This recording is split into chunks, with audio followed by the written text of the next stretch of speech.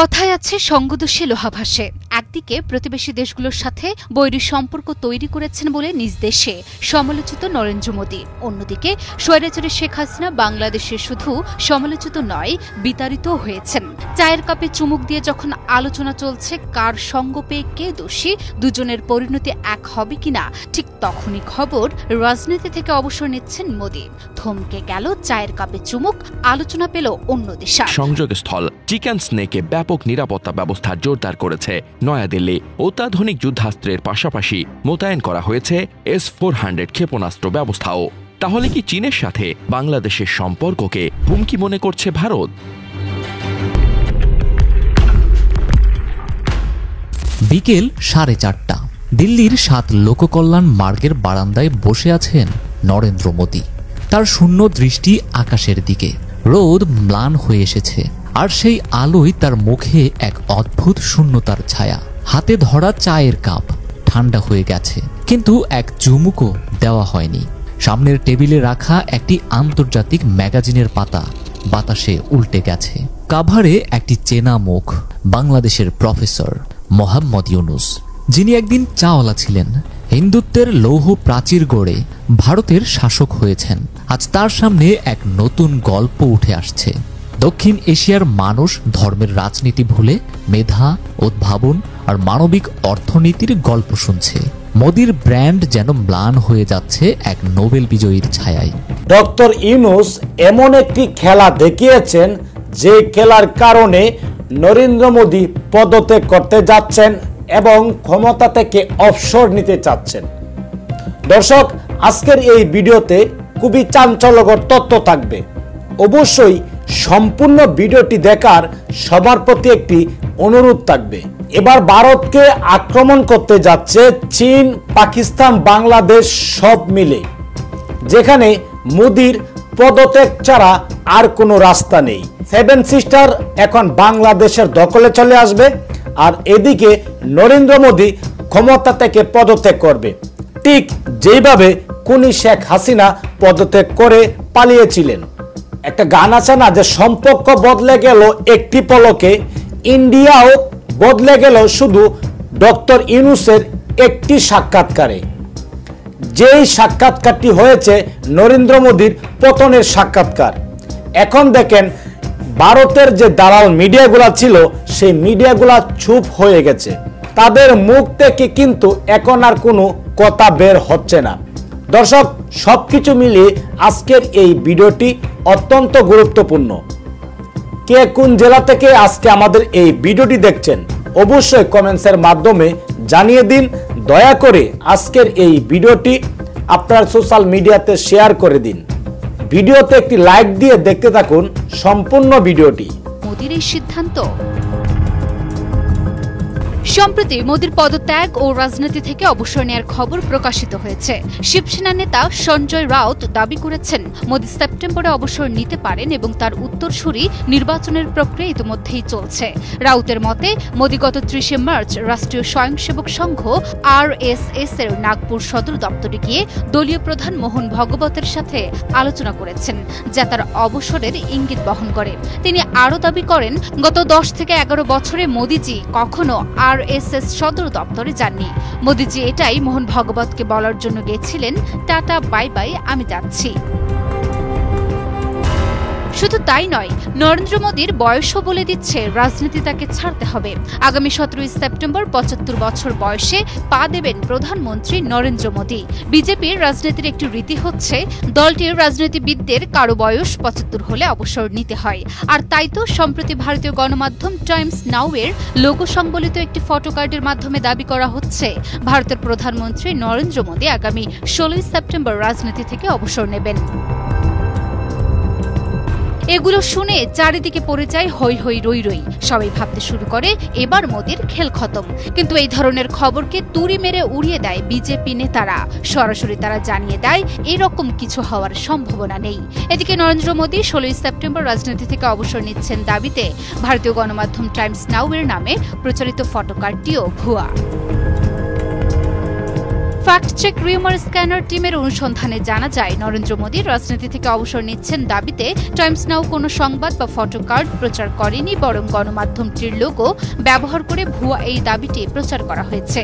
পরবর্তী অনুসন্ধানে দেশটির মূলধারার গণমাধ্যম ও নির্ভরযোগ্য সূত্রগুলো থেকে ভারতের প্রধানমন্ত্রী মোদী বা তার দল বিজেপিও তার রাজনীতি থেকে অবসরের তারিখ জানিয়ে প্রকাশ্যে এমন কোনো মন্তব্য করার তথ্য মেলেনি। নরেন্দ্র মোদী 2014 সালে প্রথমবার, 2019 সালে দ্বিতীয়বার এবং 2024 সালে তৃতীয়বারের মতো ভারতের প্রধানমন্ত্রী হিসেবে শপথ নেন। তার নেতৃত্বে ভারতের অভ্যন্তরীণ ও বৈদেশিক নীতি নিয়ে বিতর্ক থাকলেও তিনি দেশের ইতিহাসে দীর্ঘস্থায়ী ক্ষমতাধারী নেতাদের মধ্যে একজন। এখনও আনুষ্ঠানিকভাবে মোদীর পদত্যাগ বা অবসরের কোনো ঘোষণা না এলেও রাজনৈতিক অঙ্গনে এই আলোচনা তীব্র হয়ে উঠেছে। শেখ হাসিনাকে বাংলাদেশে ফেরত পাঠাতে সম্মতি জ্ঞাপন করেছেন নরেন্দ্র মোদী।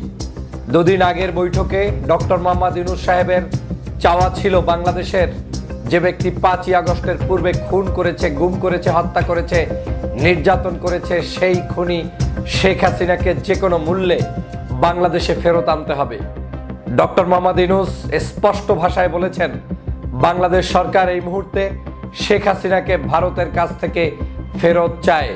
নরেন্দ্র মোদী সম্মতি জ্ঞাপন করেছেন শেখ হাসিনাকে বাংলাদেশে ফেরত পাঠানোর জন্য। শেখ হাসিনাকে বাংলাদেশে ফেরত পাঠানো এটা বাংলাদেশের সমগ্র নাগরিকদের চাওয়া, বাংলাদেশের সমগ্র দল মত নির্বিশেষে, জাতি ধর্ম নির্বিশেষে সকলের মানুষের চাওয়া হচ্ছে শেখ হাসিনাকে বাংলাদেশে ফেরত আনতে হবে, বিচারের কাঠ গড়ায় দাঁড় করাতে হবে। যে পরিমাণ মানুষদেরকে হত্যা করেছে, নির্যাতন করেছে, গুম করেছে, সেটার জন্য সঠিক বিচার করে শেখ হাসিনাকে বাংলাদেশের বিচারের কাঠগড়ায় দাঁড় করাতে হবে এবং চূড়ান্ত বিচার বাংলাদেশের আদালতে ফাঁসি, সেই ফাঁসি কার্যকরের জন্য যাবতীয় ব্যবস্থা গ্রহণ করার জন্যই বাংলাদেশের মানুষ এখন অপেক্ষা করছে। আপনারা জানেন বাংলাদেশে 5ই আগস্টের পরে এই বাংলাদেশের জনগণের মধ্যে যে বিষয়টি ঐক্যমত হয়েছে সেটা হচ্ছে আওয়ামী লীগের সাথে, শেখ হাসিনার সাথে কোনো কম্প্রোমাইজ চলবে না। বাংলাদেশের জনগণ 5ই আগস্ট বাংলাদেশকে বিজয় করেছে। বাংলাদেশের এই বিজয়ের মূল চেতনা ছিল আওয়ামী লীগের আধিপত্যবাদ, তারপরে পার্শ্ববর্তী দেশের আধিপত্যবাদ, শেখ হাসিনার অবৈধ শাসন, এর সব কিছুর বিলুপ্তকরণ।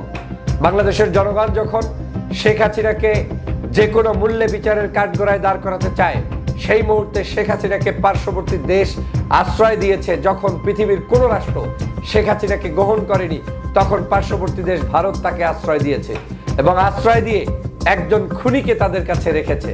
বাংলাদেশের জনগণ সে কারণে বারবার মনে করে যে এই খুনিকে গত 16 বছর পর্যন্ত যেভাবে প্রশ্রয় দিয়েছে পার্শ্ববর্তী দেশ ভারত, ক্ষমতায় রেখেছে তারা, আজও তারাই তাকে আবার পেলে পুষে বড় করতে চায় এবং বাংলাদেশের সংঘাতের রাজনীতি চালু করতে চায়।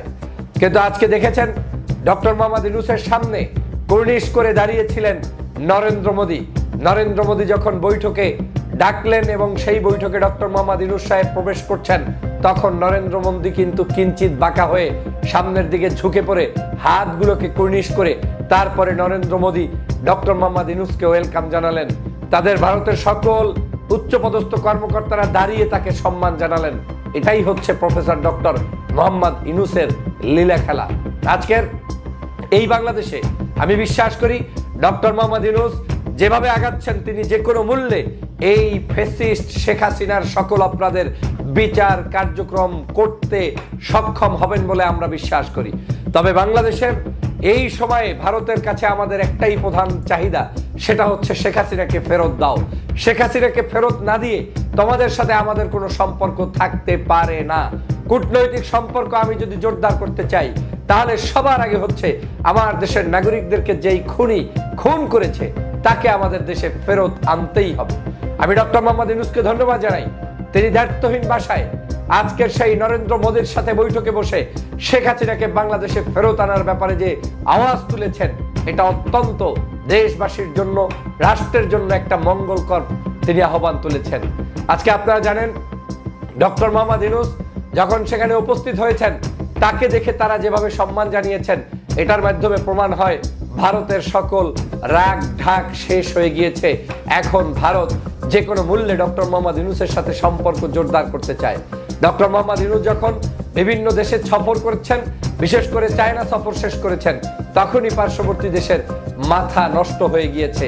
ইতিমধ্যেই ডক্টর মোহাম্মদ ইউনূসকে উদ্দেশ্য করে নরেন্দ্র মোদী বলেছেন, আপনার উপরে শেখ হাসিনা যেটা করেছে সেটা অন্যায় করেছে, শেখ হাসিনা আপনার উপরে যা করেছে সেটা আমরা মেনে নিতে পারি না। এই হচ্ছে তাদের ভাষা, এই হচ্ছে তাদের বক্তব্য। এখন তারা বুঝতে সক্ষম হয়েছে ডক্টর মোহাম্মদ ইউনূসের প্রতি যে আচরণ করা হয়েছে সেটা কোনোদিন সঠিক ছিল না। আজকের এই শেখ হাসিনা বাংলাদেশের টুস করে ফেলে দিতে চেয়েছিলেন ডক্টর মোহাম্মদ ইউনূসকে এবং দেশনেত্রী বেগম খালেদা জিয়াকে।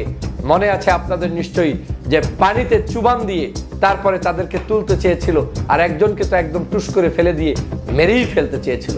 কিন্তু আজকের এই বাংলাদেশের জনগণ দেখছে যে ব্যক্তি এত অহংকার দাম্ভিকতা দেখালেন তিনি আজকের বাংলাদেশ থেকে নিশ্চিহ্ন হয়ে গিয়েছেন। বাংলাদেশের মানুষের কাছে এখন কিন্তু সেই পানিতে পড়া ডুবন্ত ডক্টর মোহাম্মদ ইউনূসই এখন সকলের কাছে হৃদয়ের আস্থাভাজন ব্যক্তিত্বে রূপান্তরিত হয়েছেন। এর কারণ কি? কারণ তিনি এই বয়স্ক অবস্থায়ও দেশের জন্য লড়াই করে যাচ্ছেন, মানুষের জন্য কাজ করে যাচ্ছেন। তার এই শেষ বয়সে এসে তিনি বাংলাদেশকে নতুন করে সাজাতে চাচ্ছেন। প্রিয় সহযোদ্ধা ভাইরা, আমার কাছে কেন জানি মনে হচ্ছে ভারত তাদের কূটনৈতিক জায়গায় কিছুটা হলেও পরিবর্তন করতে বাধ্য হচ্ছে এবং তারা যে কোনো মূল্যে ডক্টর মোহাম্মদ ইউনূসের সাথে সম্পর্ক। প্রিয় দর্শক, আপনারা সেই ভিডিওটি দেখতে পারলেন। সেই ভিডিওটি দেখার পর যদি আপনার মনে কোনো মন্তব্য থাকে অবশ্যই কমেন্টসের মাধ্যমে জানিয়ে দিন। দয়া করে আজকের এই ভিডিওটি আপনারা সোশ্যাল মিডিয়াতে শেয়ার করে দিন। সবাই ভালো থাকুন, সুস্থ থাকুন।